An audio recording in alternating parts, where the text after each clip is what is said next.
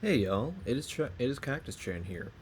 I wanted to talk to you today about the update that came out yesterday on the 26th. So, kind of getting back on my regular schedule here, or at least trying to. It's been a bit of a hectic couple months, but anyway, this update's pretty interesting. We saw some changes that I did not expect. So I'm gonna jump over to the design notes here and we'll go over them. First of all, we have the Celtic gear returning. So most people were expecting this a little bit later because it originally came out in mid March of 2020, and obviously it's not even March yet. So there's been some conjecture that maybe we'll be seeing a new promo next month because this is out earlier than normal. I can't speak to that obviously, but I hope it's true because it's been what, 6 months, almost 6 months since we've had a new promo. So we could really use one right now. But anyway, so these are back. I would definitely recommend picking at least some of these up. The primaries are really good because they have Hunter's Mark on them. That's still a really strong core. Skullcracker's also good, but it was brought to my attention after I made last week's video that there's actually a bug with Skullcracker right now where it's dealing the same amount and damage type as your primary damage. Now, there's been some there's been some arguments that actually was intended.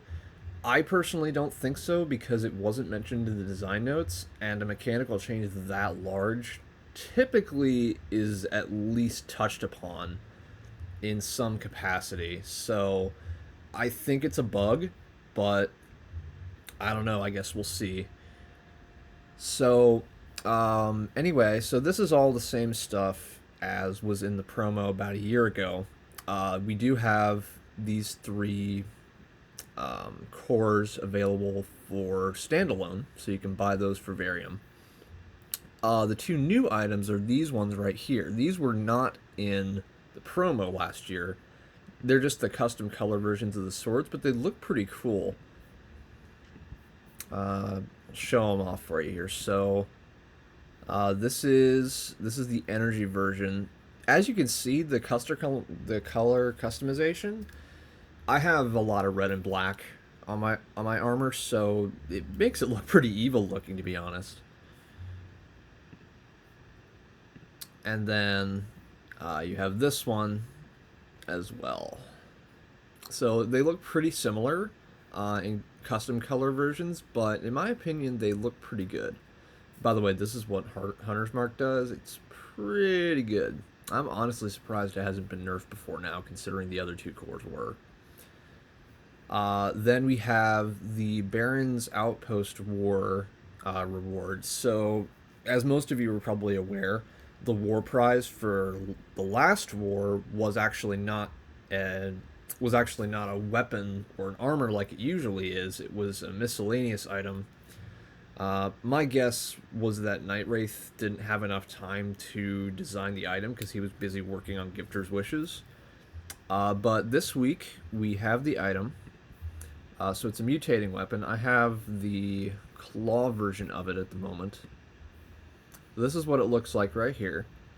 So it looks pretty similar to something else. I can't remember exactly what right now, but it's a pretty big weapon. It looks even better in club version, in my opinion.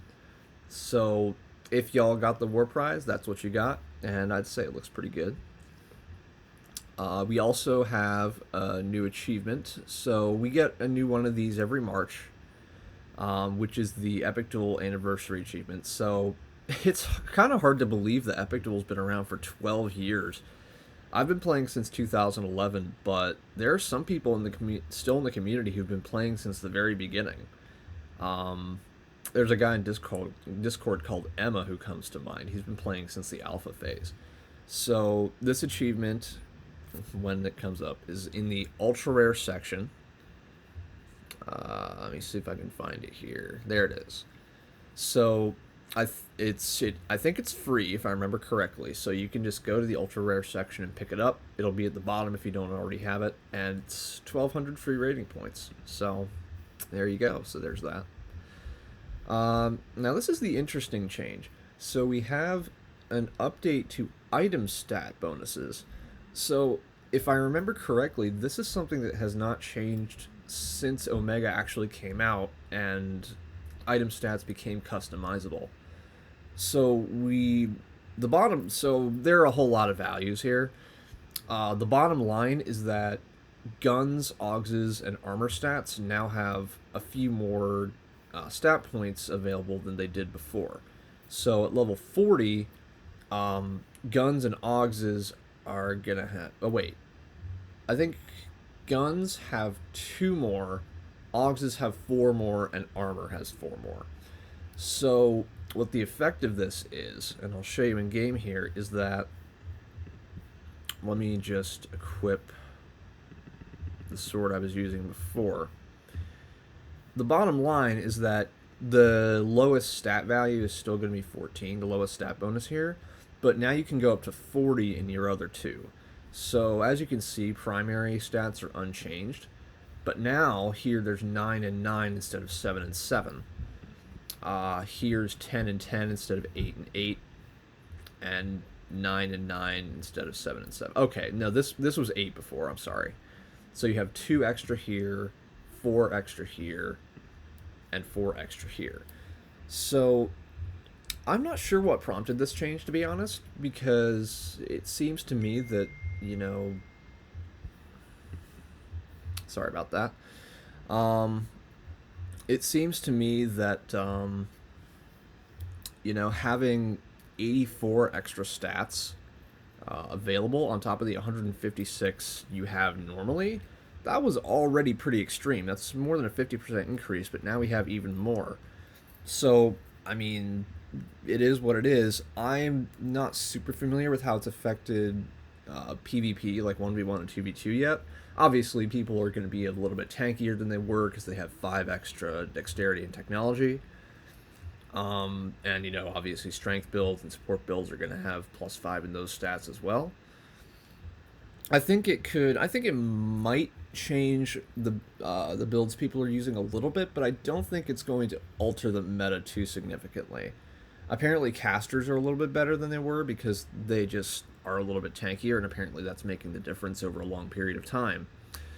Now, the two things I do want to mention are this is going to make legendary bosses a little bit easier because obviously you have a few extra stats, so it's going to improve your skills and it's going to improve your defense.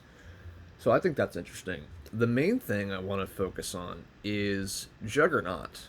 So this is the bounty hunter Juggernaut build that Machion came up with a few months ago, and it's still relevant, but I've decided to go with full support bonus instead of having some in dexterity and some in support.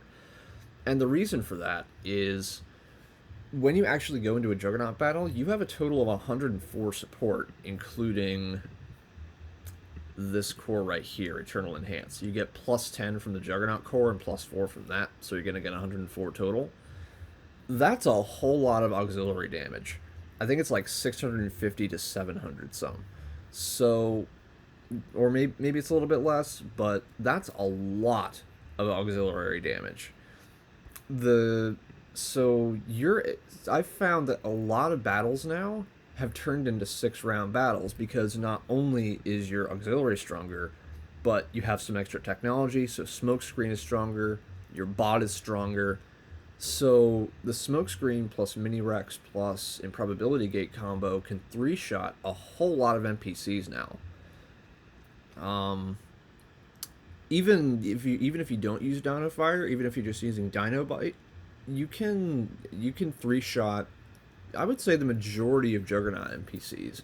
Not the stronger ones like Valestra or Frost Demon or Snork or something like that.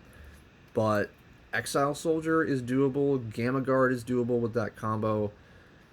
So this is going to open up a whole lot of opportunities for 6-round battles. The other thing that all this extra support does is it really helps you go first. I'm now going first the majority of the time in Juggernaut, which is going to save you time every single battle. So obviously we still have the Pulse Punch bug in play, where if NPCs try to use it on the first turn, the game freezes for like 30 seconds or so. But without that bug in play, I would say that it would be possible, easily possible, to get 30 Juggernaut wins an hour with this build. If you do optimal play, it's probably more like 31 or even 32. So I would be interested to see how many I can actually get.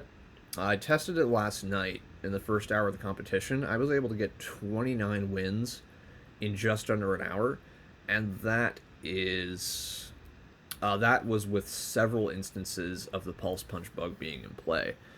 So I think that 30, 31, 32 Juggernaut wins in an hour is easily feasible without that, which is frankly pretty ridiculous because you're talking you could potentially get 700 wins in a day with that. If you get good enough luck now, you could even get 700 wins now, but you'd have to go really really hard to get that.